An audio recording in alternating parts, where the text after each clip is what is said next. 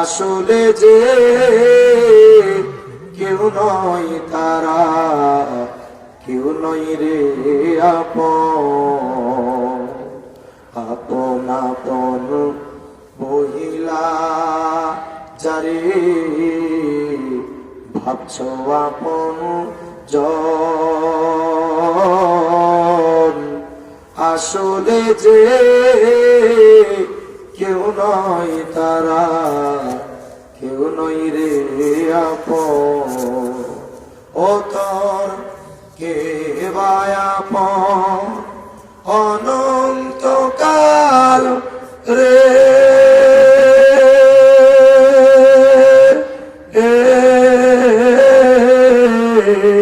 কে বা আপন অনন্তকাল করলি কারে সাথী,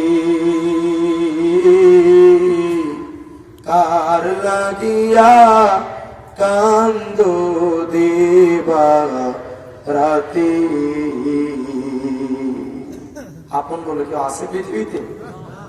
বান্দা বলবে যে আল্লাহ আজকে কিয়ামতে আমার আপন বলে কেউ নেই, সবাই পর হয়ে গেছে, কেউ পরিচয় দেয় না। ওই সময় চোখের পলক, চোখের যে পাপড়ি আছে না, পশম পাপড়ি, আর কথা বল না কেন, বিরক্ত হচ্ছেন না আপনারা? বলার স্বর ভালো না, এই জন্য হয়তো কষ্ট হইতে পারে, বিরক্ত হইতে পারে, আল্লাহ মাফ করে দেবে। চোখের পলক, ওই সময় আল্লাহর কাছে বলবে আল্লাহ আমি তোমার কাছ থেকে একটা অনুমতি চাই। কিসের অনুমতি? বলে আল্লাহ আমি এই বান্দার ব্যাপারে একটা সাক্ষী দিবার চাই। কি সাক্ষী দিতে চাও? তাকাল্লামি আশা ওয়াহতাজিয়ান আবদি, ওরে চোখের পলক কথা বলো, কি বলতে চাও? আমার বান্দার ব্যাপারে কোনো ভালো কথা কি বলতে পারবা?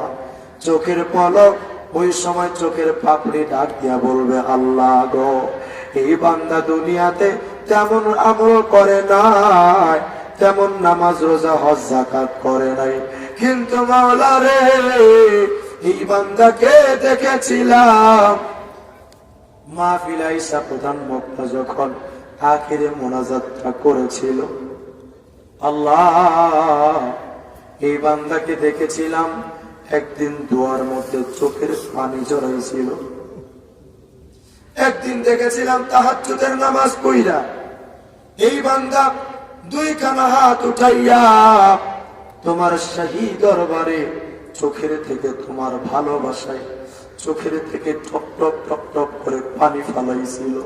ও আল্লাহ এই বান্দাকে দেখেছি তোমার মহাব্বতে চোখের থেকে চোখের কর্নারে একদিন এক ফোঁটা চোখের পানি আসছিল। আল্লাহ পাক বলেন ও চোখের পাপড়ি তুমি তো মিথ্যা সাক্ষী দিলা না। ও ফেরেশতারা রে আমার বান্দা অন্তত একটা দিন আমি আল্লাহর জন্য যে বান্দাটা কেঁদেছে ওরে চোখের পাপড়ি তোমার সাক্ষী গ্রহণ করলাম। ওরে ফেরেশতারা আয় আয় আমার বান্দা সামান্য নেকি নিয়ে একলা একলা দাঁড়ায়া রয়েছে রে, আমার বান্দারে আর বিপদে রাখতে চাই না। ওই চোখের এক ফোঁটা পানির বিনিময় আমার বান্দার ঠিকানা আমি আল্লাহ জান্নাত বানায়া দিলাম। মুসলমান ভালো করেন মন্দ করেন যেটাই করেন সব কিছুর সাক্ষী কিয়ামতে অঙ্গ প্রত্যঙ্গ দিবে দিবে দিবে। গুনাহ করেছেন চারটা সাক্ষী হয়ে গেছে, এখন তো বড্ড বিপদে হুজুর, কি বিপদে ফালাইলেন। চারটা সাক্ষী যদি হয় কত গুনাহ করেছি, বউরে ধইরা পিটাইছি, চুরি করেছি, ডাকাতি করেছি, মানুষের সম্পদ হক নষ্ট করেছি, হুজুর মানুষকে ধোঁকা দিয়া ওজনে কম দিয়েছি, কেউ দেখে নাই। চারটা সাক্ষী যদি হওয়া যায় কিয়ামতের ময়দানে জান্নাতে যাওয়ার রাস্তা তো বন্ধ হয়ে গেল। হুজুর আমাদেরকে এখন বাঁচার রাস্তাটা একটু বলেন, কেমনে বাঁচবো? চারটা সাক্ষী থেকে বাঁচার কোন রাস্তা যদি থাকে সেই রাস্তাটা বলে দেন।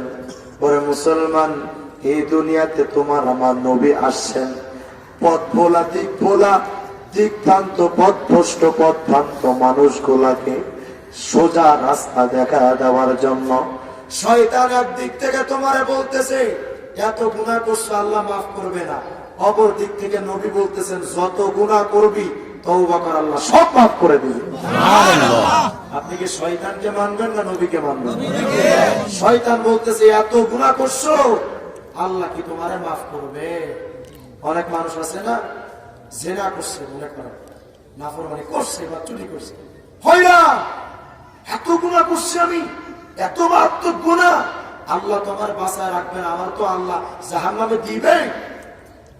এই আফসোসে গলায় দড়ি দিয়ে আত্মহত্যা করে। অনেক মানুষ আছে ভয় আল্লাহর ভয় আত্মহত্যা করে। আরে বেটা এটা তো আরো বড় গুনাহ। তোমার এই ধোকাটা শয়তান দিয়ে তোমাকে আত্মহত্যা করাইবে, কারণ শয়তান চাই নৈরাশ করে দিতে, নৈরাশ করে দিতে।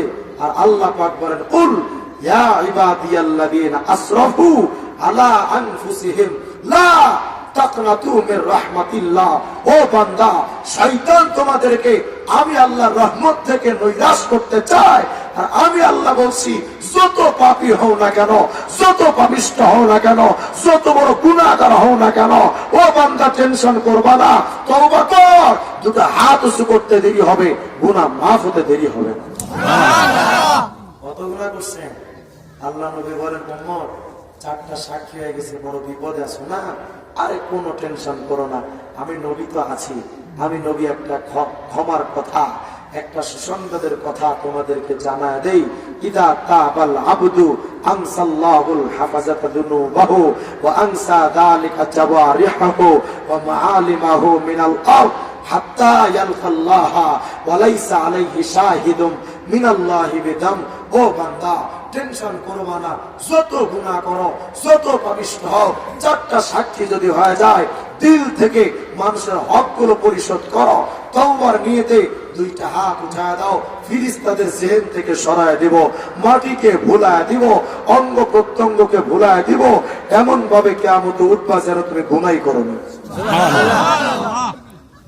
হ্যাঁ মুসলমান, আল্লাহ পাক চান বান্দা তুমি আ যাও, ও বান্দা আজা। কত গুনাহ করেছো, আমি আল্লাহর নাম তাওয়াব। গুনাহ করেছো তওবা করো, আমি আল্লাহ মাফ করব। আবার গুনাহ করো, তওবা করো, আবার মাফ করব। আবার যদি গুনাহ করো তওবা করো, মাফ করব। আবার যদি গুনাহ করো তওবা করো, মাফ করব। ও বান্দা আমি আল্লাহর নাম তাওয়াব মানেটা কি জানো? গুনাহ করে করে তওবা করতে করতে করতে করতে ক্লান্ত হয়ে যেতে পারো, গুনাহ করে তওবা করতে করতে ক্লান্ত হয়ে যেতে পারো। ও নাফরমান, আমি আল্লাহর নাম রহমান, যত ক্লান্ত হও না কেন, একদিন ক্লান্ত হয়ে তোমরা গুনাহ করে তওবার রাস্তাটা বন্ধ করবা, নিজেরা ক্ষমা চাওয়ার রাস্তা বন্ধ করে দিতে পারো, কিন্তু আমি আল্লাহ ক্ষমা করতে ক্লান্ত হব না, আমার মাফের দরজা জীবনে কোনোদিন বন্ধ হবে না। কত গুনাহ করছো, কত গুনাহ। তোমার গুনাহটা বড় না আল্লাহর রহমত বড়? আমি আসা বলে না গুনাহ বড় না রহমত বড়? সামান্য বারুদ, दारासी बारूद सारे पहाड़ को तोड़ देती हैं। सामान्य बारूद যদি বোমা বানায়া এটা দিয়ে পাহাড়ের উপর রাখলে পাহাড় যদি তছনছ হয়ে যায়, তোমার গুনাহের পাহাড়ে আল্লাহর রহমতের সামান্য বারুদ যদি লেগে যায়, সব গুনাহ মাফ হয়ে যায়। কত গুনাহ করছো তুমি, কত গুনাহ। এই মনে করে আজকে থেকে আবার কোমরে গামছা বাইদা গুনাহ করা শুরু করে দিয়ে মাফ করা মালিক কে? আল্লাহ। তোমার নাম গুনাহগার, আল্লাহর নাম গফফার। তোমার নাম রহমান, তোমার নাম নাফরমান, আল্লাহর নাম রহমান। ও বান্দা, আমি আল্লাহর মাফের তুলনা চলে না, চলে না, চলে না। আমি আল্লাহ যত মহান, আমার ক্ষমার রাস্তাটা তত মহান। আরে বান্দা দেখ না, মুসলিম শরীফের ভেতরে, বুখারী শরীফের ভেতরে সহিহ হাদিস আসছে, ক্ষমার হাদিস। আল্লাহ পাক দিনের বেলা দুটো হাত এভাবে করে দিয়া রাখে। ও বান্দা, রাত্রবেলা গুনাহ করছো, আমি আল্লাহ দিনের বেলা হাত সম্প্রসার করে রাখছি। ইন্নাল্লাহা লা ইউবসিতু ইয়াদাহু বিন-নাহার লিয়াতুবা মুসিউল লাইল। রাত্রবেলা গুনাহ করছো, দিনের বেলা হাত দুটো আমি মেলে রেখেছি, তওবা কর, আমি আল্লাহ মাফ করে দেব। আবার সারাদিন গুনাহ করবি, সন্ধ্যার সময় আমি আল্লাহ হাত মেলে দেব, গুনাহ করছো দিনের বেলা আর আমি আল্লাহর কাছে তওবা চাউন করো না, আমি আল্লাহ সব মাফ করে দেব।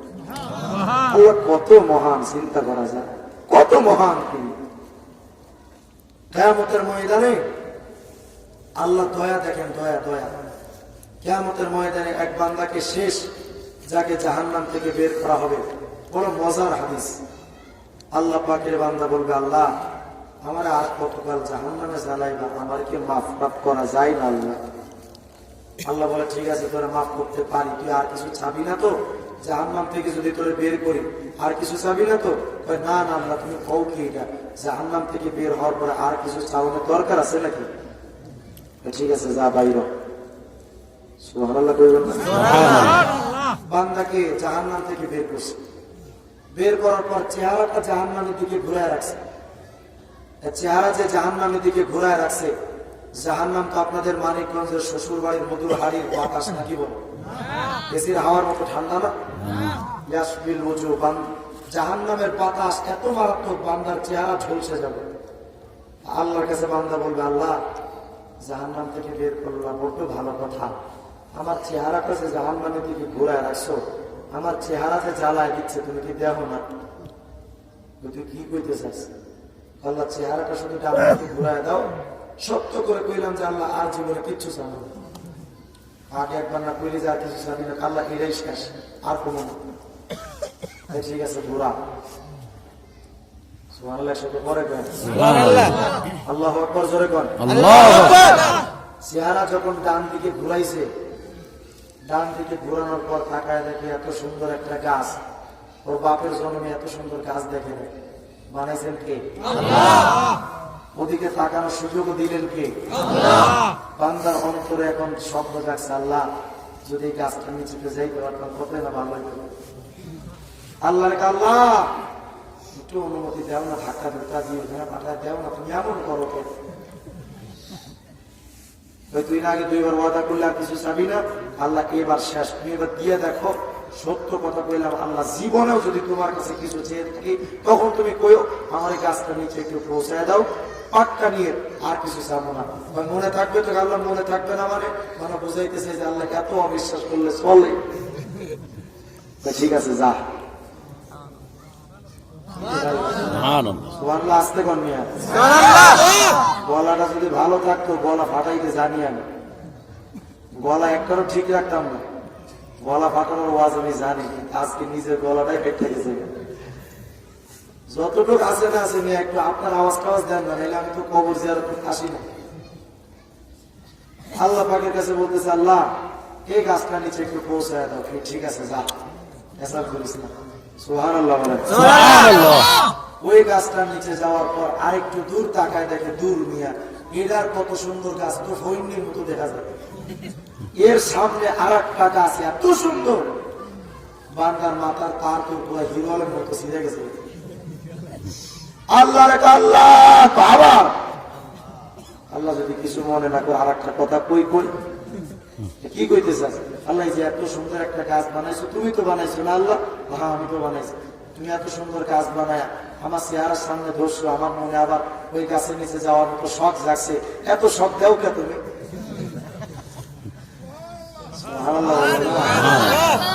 আল্লাহর বান্দার মাঝে মহব্বতের কথা আমি হাদিসের পুরোপুরি আমরা বলতেছি না, আল্লাহর মহব্বতের আলোচনার সাথে মহব্বতের সাথে বলছে, মাফহুমি অর্থ বলছে। আল্লাহ পাক কয় তুই কি কইতে চাস? তাহলে এত সুন্দর গাছ যদি ওখানে না যায় তাহলে কি হক আদায় হয়? একটু যাওয়ার সুযোগ দেও না। এত সুন্দর গাছ বানাইছেন কে? আল্লাহ। আল্লাহ যে একজন আছে বিশ্বাস হয়? কার কার বিশ্বাস হয়? চিৎকার দিয়ে বলেন আল্লাহু আকবার। আমার তসলিমা বুবুর বিশ্বাস হয় না। কেন? যা দেখা যায় না সেটা বিশ্বাস করি কেন? বুয়েটের আবরার ফাদ হত্যাকাণ্ড হলো, তসলিমা ভাবি তিনি তার ফেসবুকের মধ্যে লিখছে আবরার ফাদ মেধাবী ছিল না। কেন? পয়সা আল্লাহ এবং রসুলকে না দেখে বিশ্বাস করত। আল্লাহ এবং রসুলকে না দেখে বিশ্বাস করার কারণে আবরার ফাদ মেধাহীন।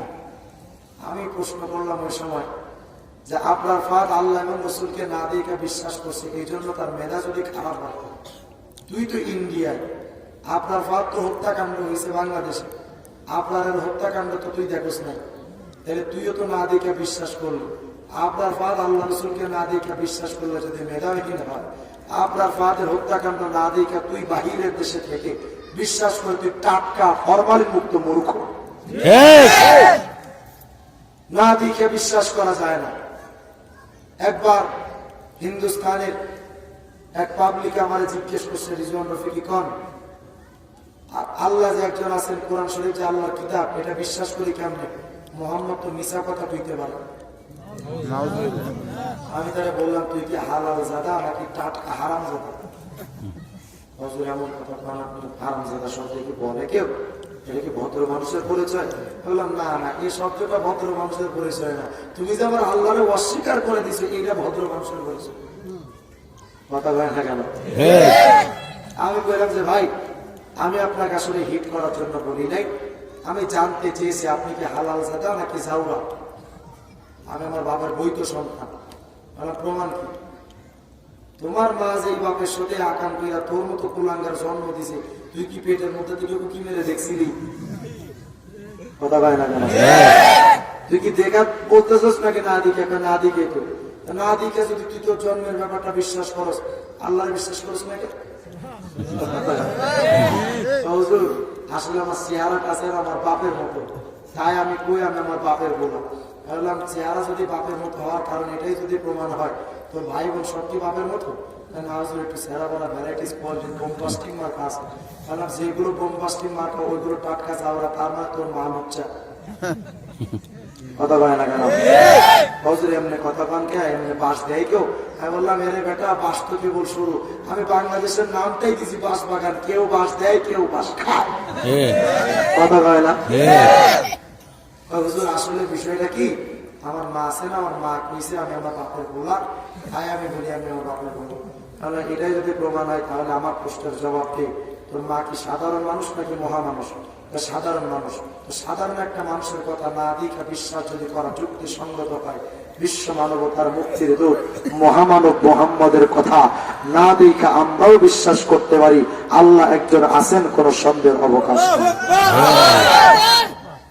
মুরগির নিচে মহিলারা 10টা ডিম দিছে, একরকম কালার, বাচ্চা ফোটে 10 রকম।